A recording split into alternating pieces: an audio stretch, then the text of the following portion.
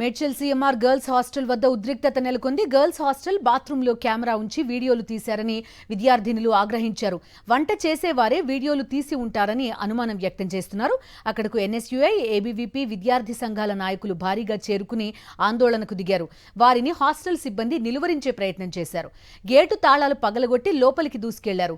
ఈ సందర్భంగా విద్యార్థి సంఘాల నాయకులు, కళాశాల సిబ్బందికి మధ్య వాగ్వాదం చోటు చేసుకుంది. యాజమాన్యం వచ్చే వరకు ఇక్కడి నుంచి కదిలేది లేదని భీష్మించారు విద్యార్థి సంఘాల నాయకులు. విద్యార్థినుల తల్లిదండ్రులు కూడా బాలికల హాస్టల్ వద్దకు చేరుకుని ఆందోళనలో పాల్గొన్నారు. మరోవైపు పోలీసులు ఇప్పటికే కాలేజ్ వద్ద బందోబస్తు ఏర్పాటు చేశారు. పరిస్థితి చేజారకుండా ఉండేందుకు చర్యలు తీసుకుంటున్నారు. Medchal ACP Srinivas Reddy, CI Satyanarayana college hostel వద్దకు చేరుకుని పరిస్థితులను చక్కదిద్దే ప్రయత్నం చేశారు.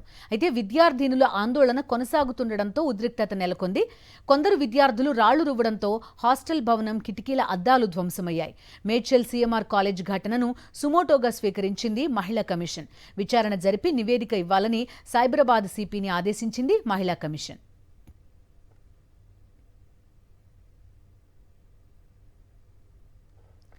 విద్యార్థినుల బాత్రూంలలో వీడియోలు తీశారనే విషయం నిన్న మధ్యాహ్నం 3:30 టైంలోనే తమకు తెలిసిందన్నారు కాలేజ్ డైరెక్టర్ జంగారెడ్డి. హాస్టల్కు వచ్చి సర్ది చెప్పే ప్రయత్నం చేసినా విద్యార్థినులు ఆందోళన చేశారన్నారు. విద్యార్థినులు తమ పిల్లల్లాంటి వారేనని, వారికి అండగా ఉంటామంటున్న సీఎంఆర్ కాలేజ్ డైరెక్టర్ జంగారెడ్డితో మా ప్రతినిధి Sushmita face to face. CMR కాలేజ్లో జరుగుతున్న ఇన్సిడెంట్స్పై మనతో మాట్లాడడానికి డైరెక్టర్ జంగారెడ్డి గారు ఉన్నారు. సార్ మాట్లాడించే ప్రయత్నం చేద్దాం. సార్ చెప్పండి, నిన్నటి నుంచి కూడా ఇష్యూస్ జరుగుతూ ఉన్నాయి. ఇప్పటివరకు మేనేజ్మెంట్ నుంచి స్పందన లేదని కూడా ఒకవైపు అమ్మాయిలు చెప్తున్న పరిస్థితి. సో మీరు ఎటువంటి భరోసా వాళ్ళకి కల్పించారు? మీ తరపు నుంచి ఎటువంటి పోలీసులకి ఫిర్యాదు చేశారు? నిన్న నాకు 3:40కి హాస్టల్ వార్డెన్ ఫోన్ చేశారండి.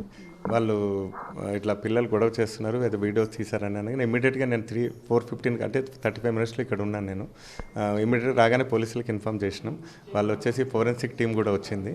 వాళ్ళు ఆ ఫింగర్ ప్రింట్స్ అవన్నీ తీసుకెళ్ళిపోయినారు. వాళ్ళు నేను వచ్చేసరికి హాస్టల్ వార్డెన్స్ కూడా అక్కడ కిచెన్లో ఉండే మెయిల్స్ వాళ్ళు అవైతే సెల్ ఫోన్ వాళ్ళు తీసుకున్నారు. ఆ సెల్ ఫోన్ అన్నీ కూడా పోలీస్ వాళ్ళకి హ్యాండ్ ఓవర్ చేయడం జరిగింది. వాళ్ళు ప్రైమరీ ఇన్వెస్టిగేషన్లో అయితే ఇప్పటివరకు ఏం తెలియలేదని చెప్పారు. వాళ్ళు కూడా లోతైన ఇన్వెస్టిగేషన్ చేస్తామన్నారు. దాని మీద మా పూర్తి సహకారం ఉంటుంది.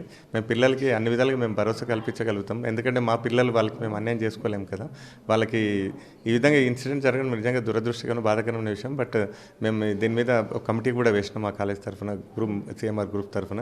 వీళ్ళందరూ ఇన్వెస్ట్ చేసి ఏ రిపోర్ట్ ఇస్తారో దాన్ని బట్టి మేము అందరి మీద యాక్షన్ తీసుకుంటాం. సో అక్కడ అమ్మాయిలతో మాట్లాడే ప్రయత్నం చేశారు సార్. అసలు ఏం జరిగింది ఆ రోజు సిచ్యువేషన్? నిన్న ఇక్కడ మేము అప్పటి నుంచి నేను ఇక్కడ ఈవినింగ్ మేము వెళ్ళేసరికి 2 అయింది. ఆ పిల్లలకి ఎంత చెప్పినా వాళ్ళు ఏంటంటే వి వాంట్ జస్టిస్ అనేది వాళ్ళు చెప్తున్నారు. మేము దానికి అన్ని విధాలు మేము సపోర్ట్ చేస్తాం. వాళ్ళ పిల్లలు బాధలో ఉన్నారు కాబట్టి వాళ్ళ బాధను నేను అర్థం చేసుకోగలను. పిల్లలకి మేము 100% భరోసా ఇస్తామండి. మేము వాళ్ళ పిల్లల్ని వదిలిపెట్టాం. మా పిల్లలు సార్ వాళ్ళు మా పిల్లలు మేము ఎలా వదిలిపెడతాం. వాళ్ళకి మేము పేరెంట్స్ కూడా భరోసా ఇస్తున్నాం. దయచేసి మాకు కోఆపరేట్ చేయాలని కోరుతున్నాం. సో అక్కడ నిజంగా వీడియో చిత్రీకరించే విధంగా వెసులుబాటు అక్కడ ఉందా సార్?